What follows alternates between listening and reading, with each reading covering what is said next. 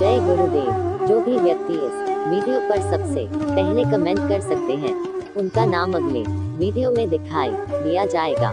Comment में अपना नाम लिखें। मूर्ख कौन। किसी गांव में एक सेठ रहता था। उसका एक ही बेटा था जो व्यापार के काम से परदेश गया हुआ था। सेठ की बहू एक दिन कुएं पर पानी भरने गई। घड़ा जब भर गया तो उसे उठाकर कुएं के मुंडेर पर रख दिया और अपना हाथ मुंह धोने लगी। तभी कहीं से 4 राहगीर वहां आ पहुंचे।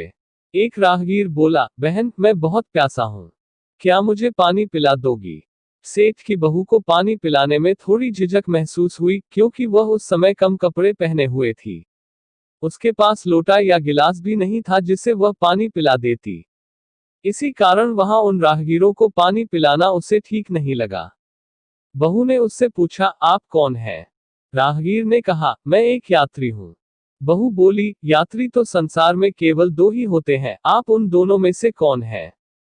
अगर आपने मेरे इस सवाल का सही जवाब दे दिया तो मैं आपको पानी पिला दूंगी, नहीं तो मैं पानी नहीं पिलाऊंगी।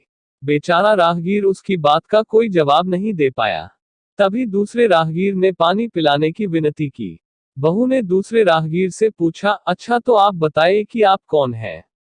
दूसरा राहगीर तुरंत बोल उठा, मैं तो एक गरीब आदमी हूं। सेठ की बहू बोली, भैया गरीब तो केवल 2 ही होते हैं, आप उनमें से कौन हैं? प्रश्न सुनकर दूसरा राहगीर चकरा गया।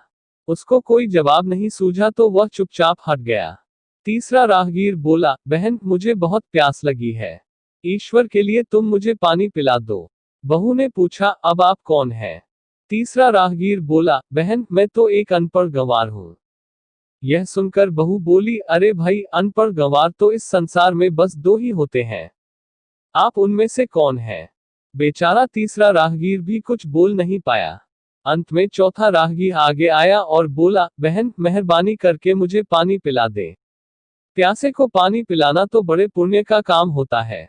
सेठ की बहू बड़ी ही चतुर और होशियार थी। उसने चौथे राहगीर से पूछा, आप कौन हैं? वह राहगीर अपनी खींच छिपाते हुए बोला, मैं तो बहन बड़ा ही मूर्ख हूं। बहू ने कहा, मूर्ख तो संसार में केवल 2 ही होते हैं, आप उनमें से कौन हैं? वह बेचारा भी उसके प्रश्न का उत्तर नहीं दे सका। चारों पानी पिए बगैर ही वहां से जाने लगे तो बहू बोली, यहां से थोड़ी ही दूर पर मेरा घर है, आप लोग कृपया वहीं चलिए, मैं आप लोगों को पानी पिला दूंगी। चारों राहगीर उसके घर की तरफ चल पड़े। बहू ने इसी बीच पानी का घड़ा उठाया और छोटे रास्ते से अपने घर पहुंच गई। उसने घड़ा रख दिया और अपने कपड़े ठीक तरह से पहन लिए। इतने में वे चारों राहगीर उसके घर पहुंच गए। बहू ने उन सभी को गुड़ दिया और पानी पिलाया। पानी पीने के बाद वे राहगीर अपनी राह पर चल पड़े। सेठ उस समय घर में एक तरफ बैठा यह सब देख रहा था। उसे बड़ा डैक हुआ। वह सोचने लगा, इसका पति तो व्यापार करने के लिए परदेश गया है और यह उसकी गैरहाजिरी में पराये मर्दों को घर बुलाती है, उनके साथ हंसती बोलती है। इसे तो मेरा भी लिहाज नहीं है। यह सब देख अगर मैं चुप रह गया तो आगे से इसकी हिम्मत और बढ़ जाएगी। मेरे सामने इसे किसी से बोलते बतियाते शर्म नहीं आती तो मेरे पीछे न जाने क्या क्या करती होगी। फिर एक बात यह भी है कि बीमारी कोई अपने आप ठीक नहीं होती, उसके लिए वैद्य के पास जाना पड़ता है। क्यों न इसका फैसला राजा पर ही छोड़ दो। यही सोचता वह सीधा राजा के पास जा पहुंचा और अपनी परेशानी बताई। सेठ की सारी बातें सुनकर राजा ने उसी वक्त बहू को बुलाने के लिए सिपाही बुलवा भेजे और उनसे कहा, तुरंत सेठ की बहू को राजसभा में उपस्थित किया जाए। राजा के सिपाहियों को अपने घर पर आया देख उस सेठ की पत्नी ने अपनी बहू से पूछा, क्या बात है बहू रानी, क्या तुम्हारी किसी से कहा सुनी हो गई थी जो उसकी शिकायत पर राजा ने तुम्हें बुलाने के लिए सिपाही भेज दिए? बहू ने सास की चिंता को दूर करते हुए कहा, नहीं सासू माँ, मेरी किसी से कोई कहा सुनी नहीं हुई है, आप जरा भी फिक्र न करें। सास को आश्वस्त कर वह सिपाहियों से बोली, तुम पहले अपने राजा से यह पूछकर आओ कि उन्होंने मुझे किस रूप में बुलाया है, बहन, बेटी या फिर बहू के रूप में, किस रूप में मैं उनकी राजसभा में मैं आऊं। बहू की बात सुन सिपाही वापस चले गए। उन्होंने राजा को सारी बातें बताई। राजा ने तुरंत आदेश दिया कि पालकी लेकर जाओ और कहना कि उसे बहू के रूप में बुलाया गया है। सिपाहियों ने राजा की आज्ञा के अनुसार जाकर सेठ की बहू से कहा, राजा ने आपको बहू के रूप में आने के लिए पालकी भेजी है। बहू उसी समय पालकी में बैठकर राजसभा में जा पहुंची। राजा ने बहू से पूछा, तुम दूसरे पुरुषों को घर क्यों बुला लाई, जबकि तुम्हारा पति घर पर नहीं है? बहू बोली, महाराज, मैंने तो केवल कर्तव्य का पालन किया। प्यासे पथिकों को पानी पिलाना कोई अपराध नहीं है। यह हर गृहिणी का कर्तव्य है। जब मैं कुएं पर पानी भरने गई थी, तब तन पर मेरे कपड़े अजनबियों के सम्मुख उपस्थित होने के अनुरूप नहीं थे। इसी कारण उन राहगीरों को कुएं पर पानी नहीं पिलाया।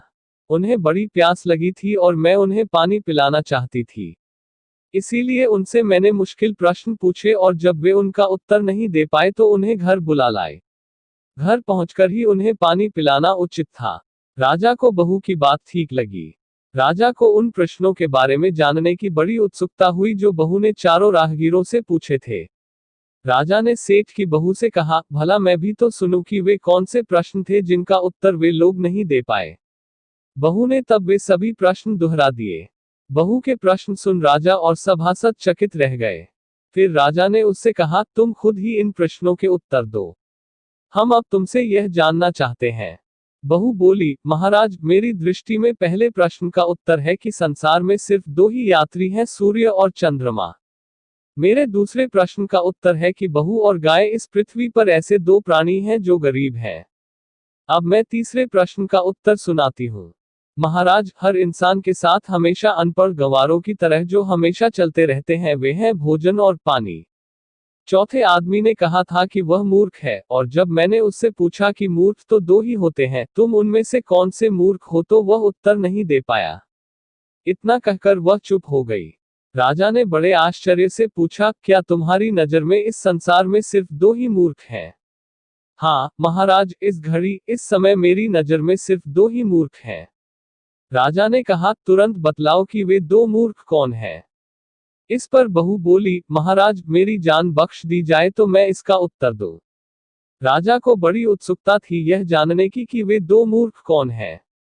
सो उसने तुरंत बहू से कह दिया, तुम निसंकोच होकर कहो। हम वचन देते हैं तुम्हें कोई सजा नहीं दी जाएगी। बहू बोली, महाराज, मेरे सामने इस वक्त बस दो ही मूर्ख हैं। फिर अपने ससुर की ओर हाथ जोड़कर कहने लगी, पहले मूर्ख तो मेरे ससुर जी हैं जो पूरी बात जाने बिना ही अपनी बहू की शिकायत राजदरबार में की। अगर इन्हें शक हुआ ही था तो यह पहले मुझसे पूछ तो लेते, मैं खुद ही इन्हें सारी बातें बता देती। इस तरह घर परिवार की बेइज्जती तो नहीं होती। ससुर को अपनी गलती का एहसास हुआ। उसने बहू से माफी मांगी। बहू चुप रही। राजा ने तब पूछा, और दूसरा मूर्ख कौन है? बहू ने कहा, दूसरा मूर्ख खुद इस राज्य का राजा है जिसने अपनी बहू की मान मर्यादा का जरा भी ख्याल नहीं किया और सोचे समझे बिना ही बहू को भरी राजसभा में बुलवा लिया। बहू की बात सुनकर राजा पहले तो क्रोध से आग बबूला हो गया, परंतु तभी सारी बातें उसकी समझ में आ गईं। समझ में आने पर राजा ने बहू को उसकी समझदारी और चतुराई की सराहना करते हुए उसे ढेर सारे पुरस्कार देकर सम्मान सहित विदा किया। सबसे पहले कमेंट नवीन कुमार ने की है। इस बार आपकी बारी।